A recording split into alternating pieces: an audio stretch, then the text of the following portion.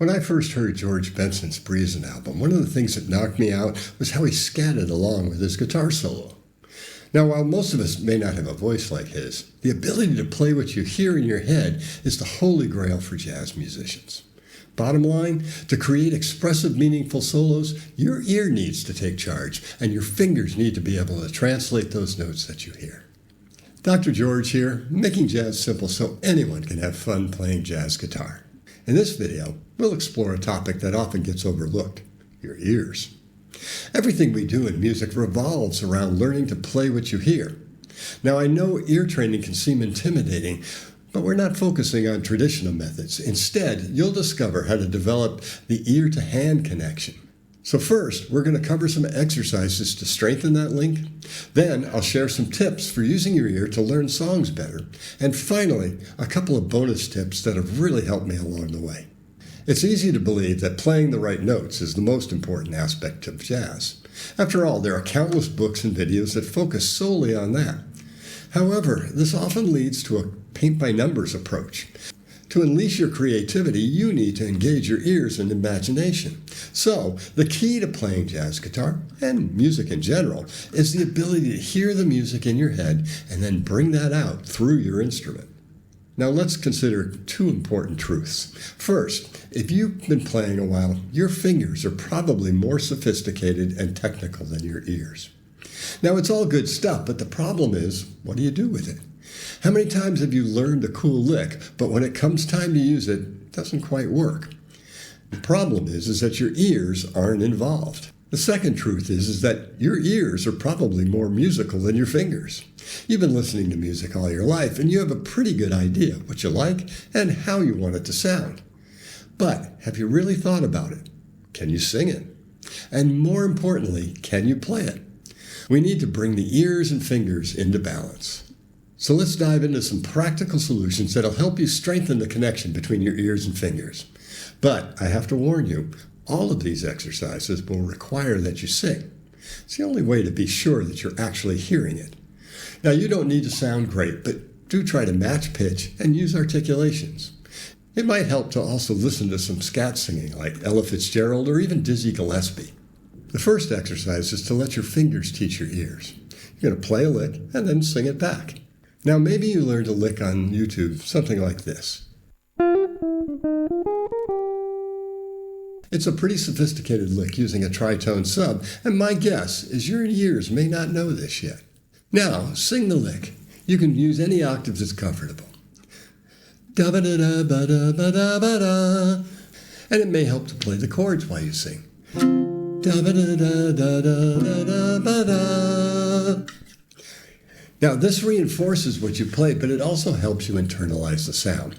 And you'll be more likely to be able to use it in your solos. One more thing, make sure it's a good lick. As Joe Pass said, if you can't remember it, it isn't worth playing. Next, we flip the script, and your ears teach your hand. You try singing an idea that you have in your head and then translating that into your playing. Now, don't be surprised if some of the notes you try to sing aren't quite right. You may have to slow the idea down until you get it right. And again, playing the chords underneath can help. And then figure out how to play it. Let's say you came up with a lick that sounds like this. Da-ba-doo-ba-doo-ba-doo-ba-doo. It's on a 2-5-1 in B flat.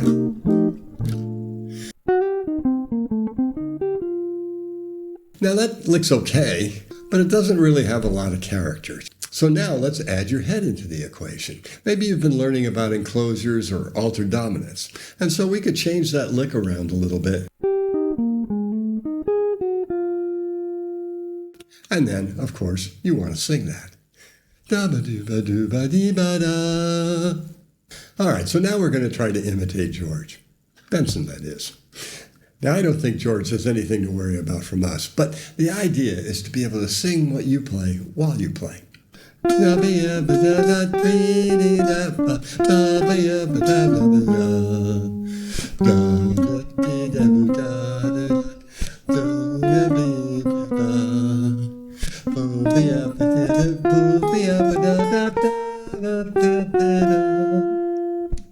Now, to be honest, your ears may cheat a little bit, and you'll sing ever so slightly behind your playing.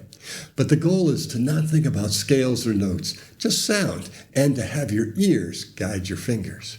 There's a story about a student who transcribed one of John Coltrane's solos, and then met him and handed it to him and asked him if he could play it. Coltrane took a look at it and he said, "I can't play that."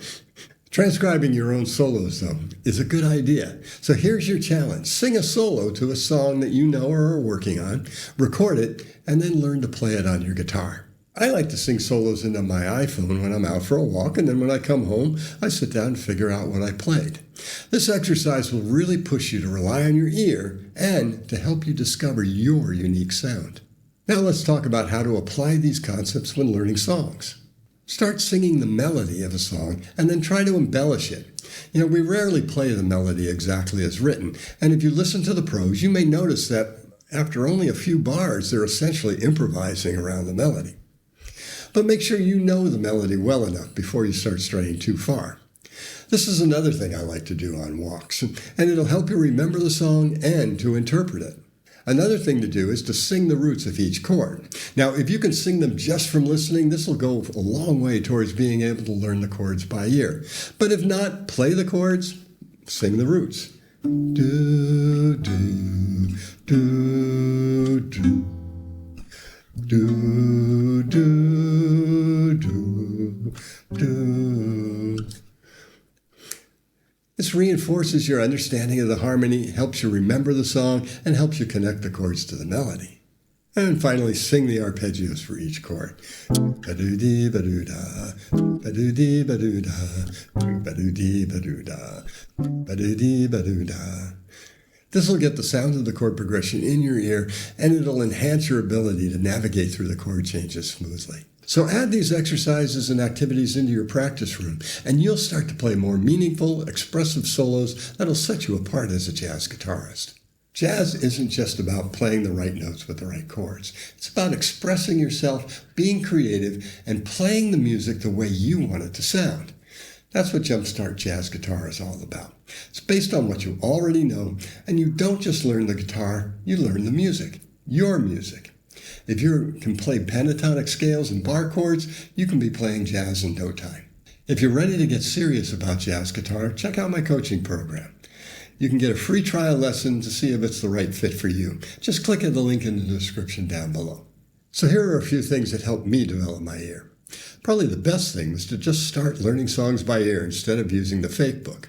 If you're like me, as a kid, you probably learned your favorite songs like this anyway.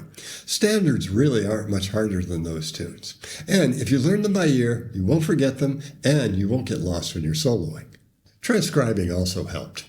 But transcribing whole solos is too time-consuming. But when something catches your ear in a solo, figure it out, try to understand why you liked it. But if you can't sing it, it means you don't really hear it, so just move on. This approach allows you to analyze and understand the nuances of great players without feeling overwhelmed. This last idea might surprise you. If you have the opportunity, join a jazz choir. Check out your local community college. Singing in close harmony with others helps you develop a better sense of pitch and intonation and groove. It's one of the things that made the biggest difference for me. Now, I'd love to hear your thoughts. What exercises do you find most helpful for developing your ear? And if you try any of these activities, let me know how they worked for you. Share your experiences down in the comments below. And if you enjoyed the video, don't forget to like, subscribe, and hit the notification bell for more tips on jazz guitar. Now, training your ears and developing the ear-to-hand connection is one of the keys to playing better guitar. But if you want to know what else you should learn besides scales and chords, check out this video.